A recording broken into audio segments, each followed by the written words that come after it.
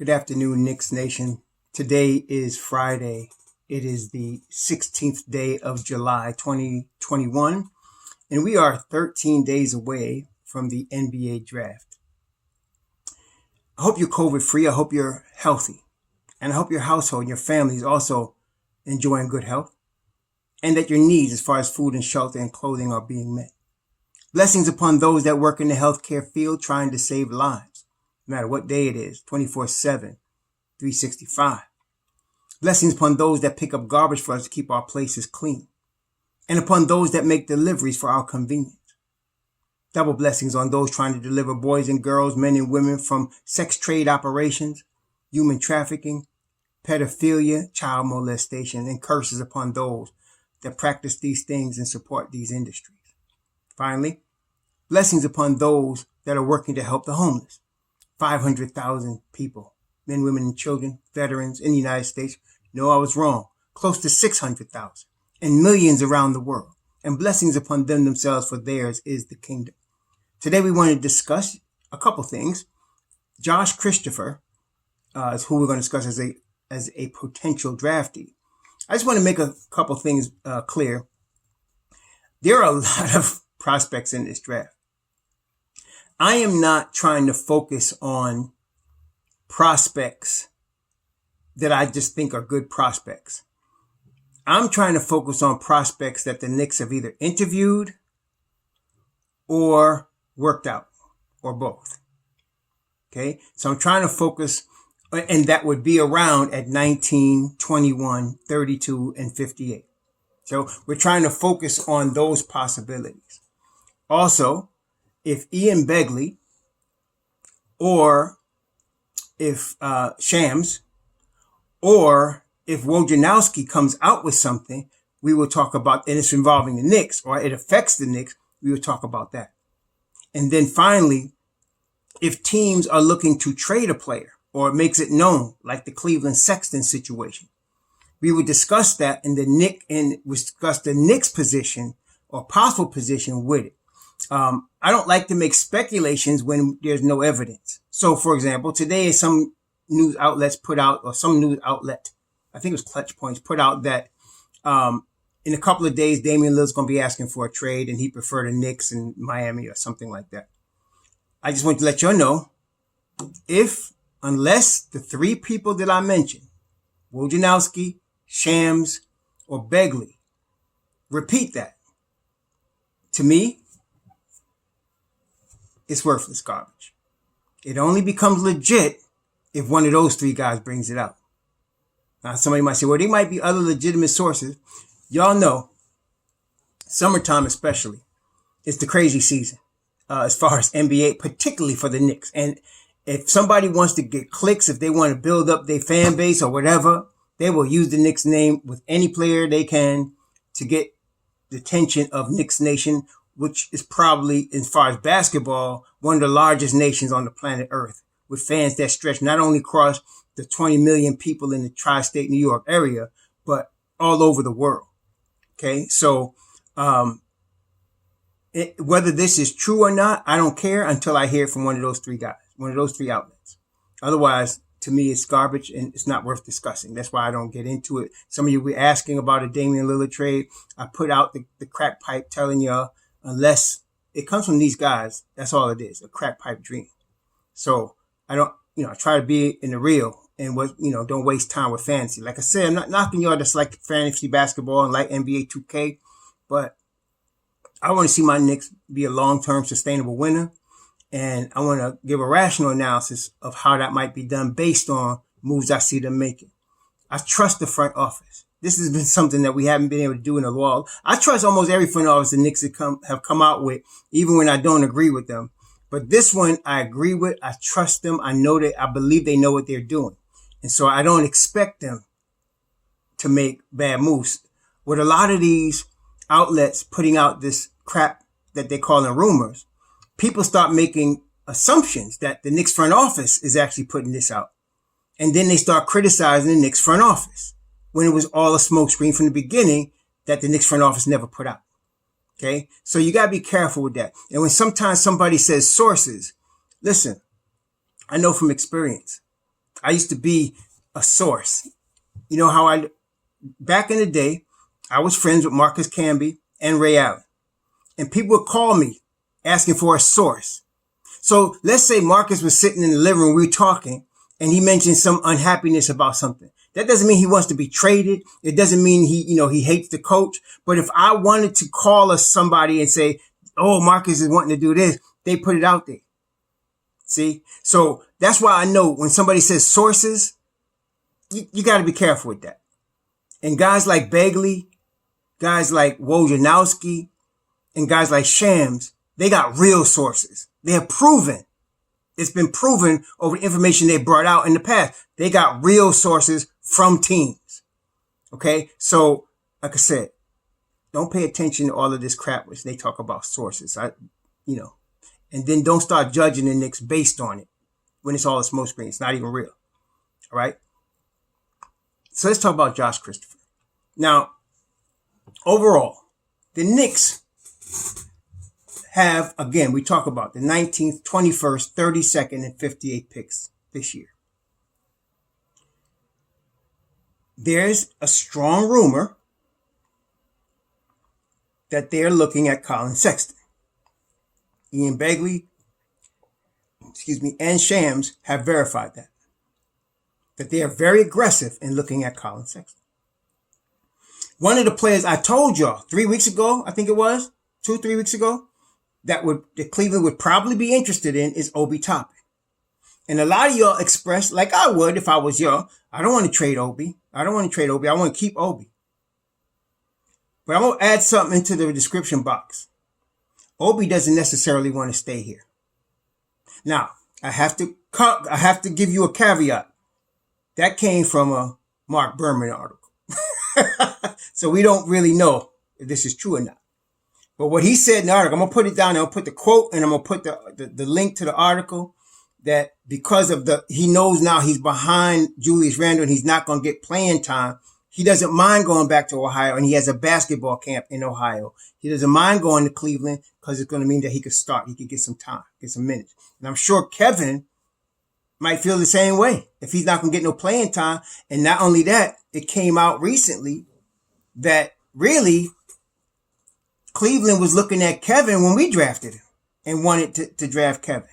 So, and we know they was looking at Obi last year. So these are two players that they, at least in the past, were interested in. So that being the case, it creates a situation. Obviously, we talked about the Knicks having a tremendous amount of opportunities this year and next year. Okay. Tremendous amount of opportunities, both in the draft, in the free agent market, the trade market. The Knicks, because of the money that we have, the cap space they have, and the culture that has been created between Rose, the front office, all of the front office people, including Walt Parent, the bench with Johnny Bryant and Tibbs, and the team itself, they created opportunities. So now there's a couple of ways the Knicks could go. We talked about Sexton, but I just want to clarify. Getting Sexton does not affect the cap space this year. Okay, it does not. They could get Sexton.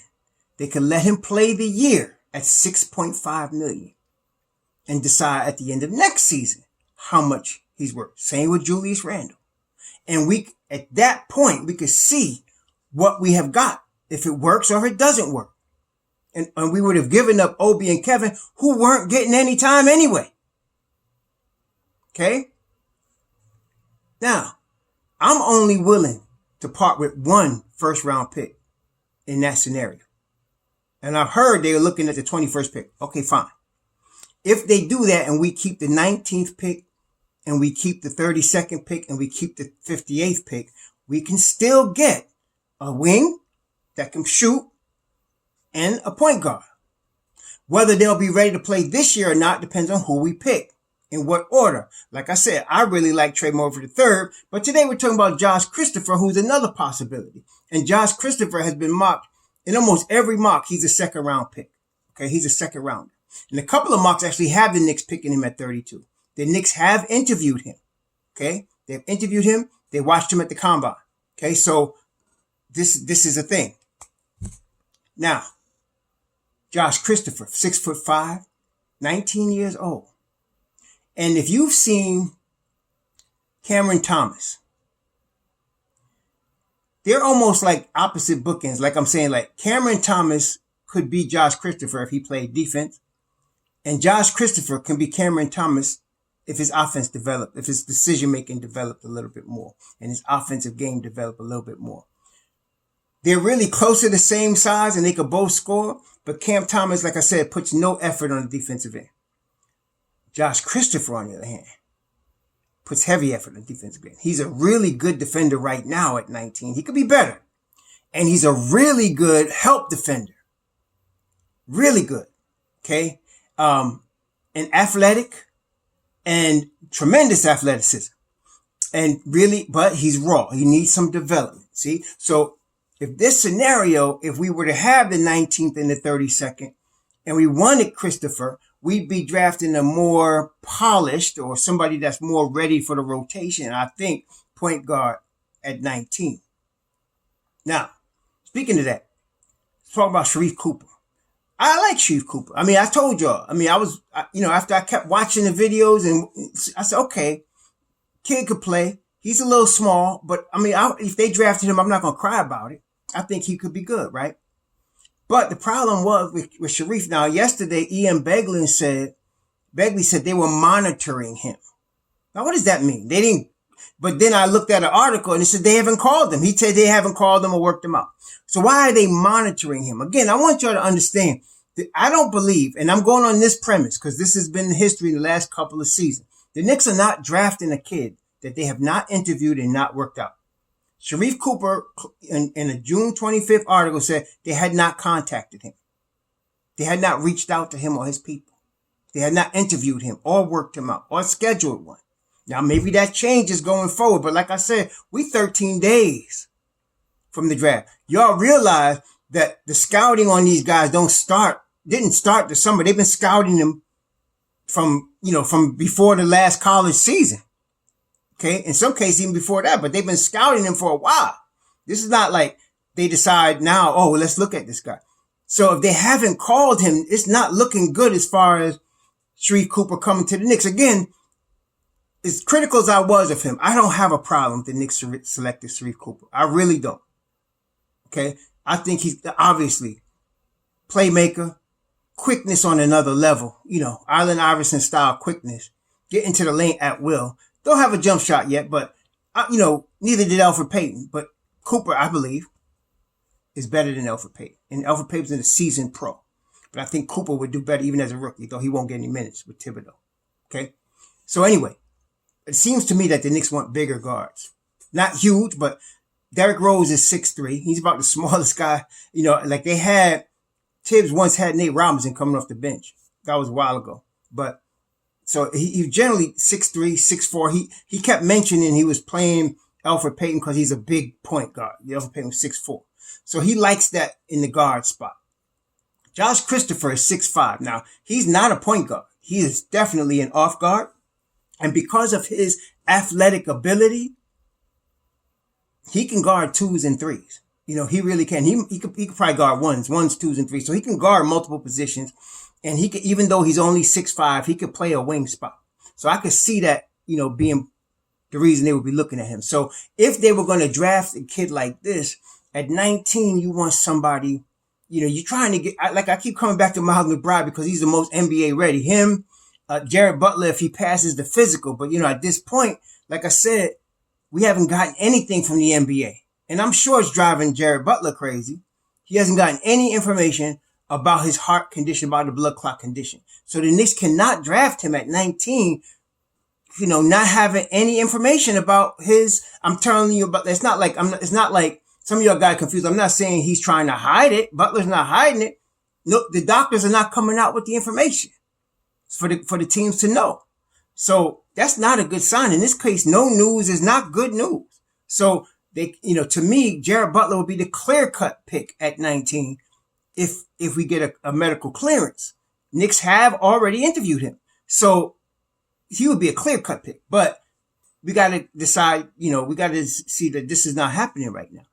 It could change, but it's not happening right now. So we're looking at a McBride. We're looking at Springer, who still needs some development, but he's. I would not surprise if he pushed for some minutes this year because of just the kid's talented, man. And then, so you talking about Springer. Some people got Springer going in the lottery, which is possible for sure. I saw one mock had him going at 41. I couldn't believe that. I said, somebody thinks Jerry Springer's going to fall to 41? Anyway, I would try to get him or McBride. We talked about those guys. We like, of course, Sharif Cooper. And of course, there is Trey Mann. For some of you Trey Mann fans out there, there's still him too. But the Knicks have not interviewed him or worked him out either. But they have McBride. There's Bones. For some of y'all like Bones. I haven't done a thing on Bones yet, but there's Bones. They interview him. But I think they interview Bones because they think he's going to be a second rounder. I don't think they plan on taking Bones at 19. I think he's going to be they were interviewing him with the thought he was going to be a second rounder. He's now a first round guy. So we'll see. But they interview Bones. They interview McBride. We know about that. They interview Butler. They interview Springer. So I think you're looking at one of those four, which they could take him at 19. And then Josh Christopher would fall in the second round. They could take him, at 32.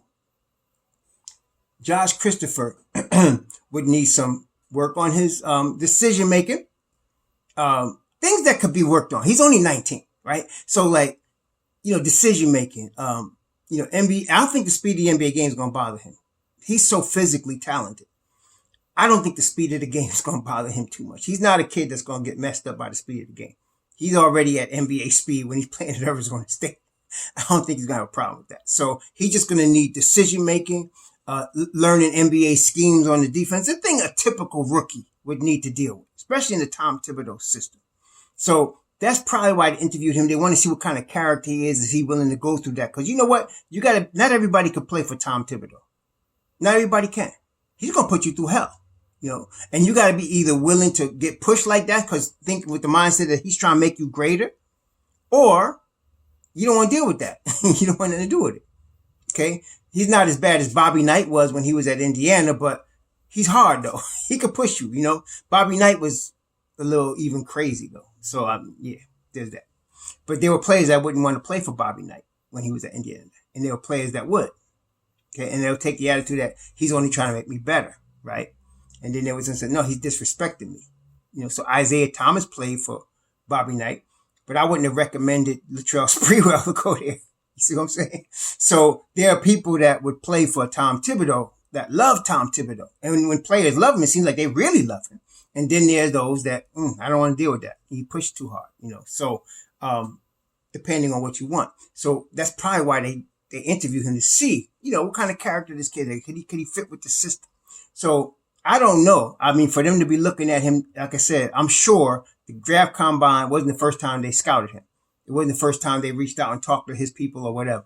They've been doing this for a minute, probably. Okay. So he's a real possibility at 32. I mentioned Joe Wieskamp, but I can't do a thing on him. Because the Knicks haven't interviewed him. They haven't interviewed him. They haven't worked him up. They did interview his teammate at Iowa, Luka Garza, which I have to be honest. Luka Garza can shoot the rock. He's about 7 feet tall, big lumbering dude. Kind of in the look reminds you of Joker, but he ain't Joker. He is a real train wreck on defense. I mean, a real train wreck. Now, he lost 20 pounds, and that's good, but, defensively, oh my gosh, he's really bad. That's why he's going into the second round. Offensively, he can stretch the floor, no question. But anyway, Josh Christopher would be there for us at 32, in my estimation. So he'd be a guy, after the Knicks have, were really interested in him, they could get him. So like I said, there's two ways you could go here. You could go where I said just now. You could get you the point guard of the future at 19, get a Josh Christopher at 32. Or you could flip it. And you could say, well, we really want Trey Murphy because we think he could be in the rotation this year. See, I don't think Josh Christopher will be in the rotation this year. Maybe next year. He'd need that polish. So would Trey Murphy, but Trey Murphy's game's a little bit more mature. So they say, we want Trey Murphy or Zaire Williams, at 19. And we'll go and see which guard falls into the second round. Because somebody's going to do it. Some guard is going to fall into the second round. Of the guys I told you, I don't think it's going to be Springer, but McBride might, Bones might, they might fall into the second round. And so if they do, that's where you start looking at those guys. Or Trey Mann. Trey Mann might fall in the second round, y'all. I mean, he's being mocked at the end of the first round. Okay, at the end of the first round. So, between 28 and 30. So if nobody picks him there, or we want to move up and get him there, we can. So that's what I'm saying. So, I mean, they could go two ways. They could go get a more mature, ready to play rotation piece at 19. Either it's the wing and then they go get the guard later, or it's the point guard and they go get the wing later that they're going to develop, depending on which way they want to go. I personally think they should, I go back and forth. I really want Trey Murphy. I don't want to lose the opportunity to get him, but they could, then again, I could see them picking the Jaden Springer to make sure they lock him down, or McBride, or make sure whoever they plan on putting in the rotation to make sure they lock him down. Okay. So that's, where I can see him going one of those two ways. Now, another way we're talking about, I said two, but there's a third way. If they signed a free agent, an unrestricted free agent, or a restricted free agent that's not assigned and trade to an offer sheet at the point guard spot. Like we mentioned, Devontae Graham. We've been people talked about Lonzo Ball. I'm not real, to me, Ball is not the guy, but a lot of y'all are really strong on Ball. Okay, fine. I'm not going to argue with you about your Ball love, okay? But I favor Kyle Lowry if we're going to do it that way. And so if you did a Kyle Lowry, and it's going to cost you $25 million, right, for the next 2 seasons. What would happen is we would keep all 3 of our picks this year, but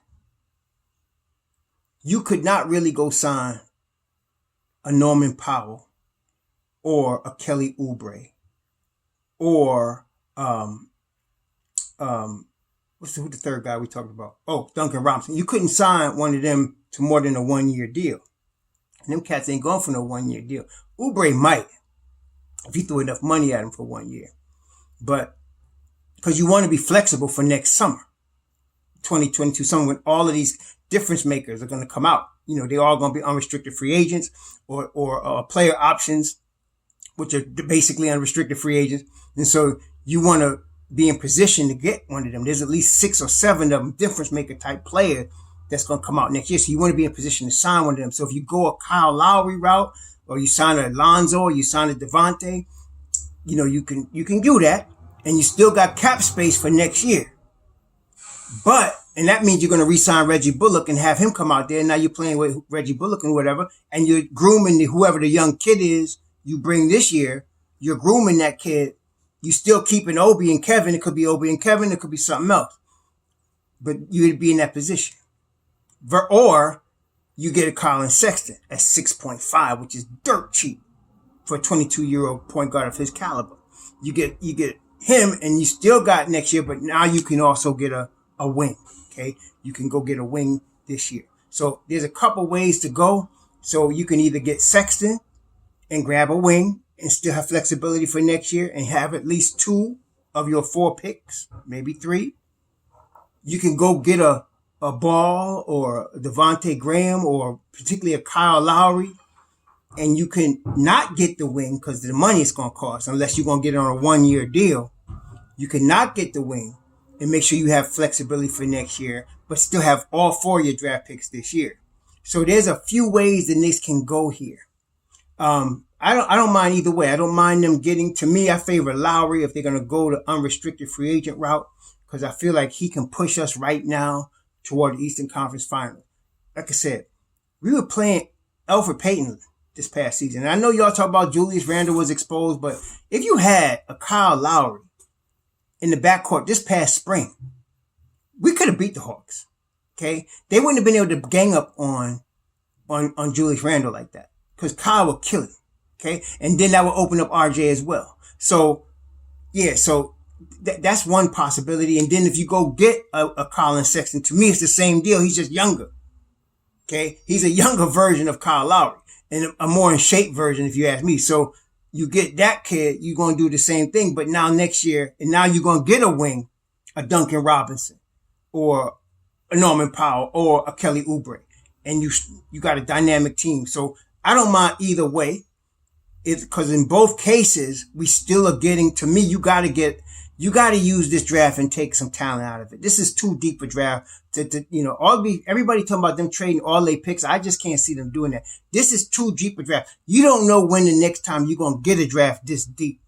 And so when you see one like this, you want to definitely dip your cup in there and get some of that water. So I'm saying you want to keep one of your firsts, and you got to keep your 32nd, unless you really getting Damian Lillard. I mean, and we're not even, like I said, we're not even dealing with that because, like I said, until it comes out from a legitimate source, I'm not buying. So unless it's that, this is too deep a draft to be letting those picks go away. There's too many really good players in this draft. Too many really good ones, man. So like Josh Christopher. So you don't want to let this pass away without you picking up some, a couple of young pieces for the future, man, for real. So, that's my take on Josh Christopher. Like I said, I would not mind the Knicks picking him at 32. He's not a first rounder because we got to do some work with him, but it's nothing that can't be fixed. There's nothing that can't be fixed. Okay. He will come in here. He will work hard. You can just see how he plays. He really gives all out effort on the defensive end. He can bust the ball up the court on his own dribble. He can make his own shot. He can create his own shot. He's got all the tools to be really good. And he's only 19, man. He's only 19 years old. So, give this kid, we got him and give him a couple of seasons. Again, I'm always looking at the future. I could see what he could become. This guy could be really dynamic. You know what he reminds me of? And some of y'all would know. There was a guy, I think he was in the early 2000s. His name was Josh Richardson. Not the one that's playing now. Jason Richardson. They call him Jay Rich. This kid reminds me of Jay Rich. And Jay Rich was really good, man. Jay Rich was good. Okay. He was like early mid 2000s. Jay Rich go look up Jason Richardson. He was really good. This kid has the potential to be like Jason Richardson to me. And if we could get a Jay Rich at 19, shoot, we in good shape. We in very good shape. So I like Josh Richardson. I'm high on him. I'm glad the Knicks interviewed him. He's definitely, because of that, a strong possibility for us. And we got multiple scenarios. And I believe that the front office is going to choose the right one. And we are going to be a very good team this year. The Knicks are going to be a very good team this year. Barring injury, God forbid. But the Knicks are going to be a very good team this year. So one way or the other, we're going to be competing for a deep playoff run next spring based on what's going on right now this summer. And we're going to be in a position, if we don't make a huge trade, in terms of a superstar this summer, we're going to be in a position to really pluck a game changer with the team that we're already pushing forward with this year, next summer. Please have a safe weekend. Be careful out there, but enjoy yourself. Sure.